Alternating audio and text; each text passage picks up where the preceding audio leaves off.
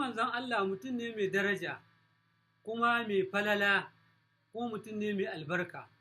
sannan yana daga cikin martaban manzon Allah da darajarsa ya zama da fitsarin manzon Allah ya fi kowa daraja, ya fi kowa daraja,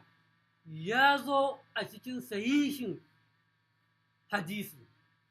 ya zo a cikin Ibn Maja, ya zo a cikin Tirmidhi, ya zo a cikin Ahmad, sannan kuma ya zo a Abu Dauda wannan hadisin.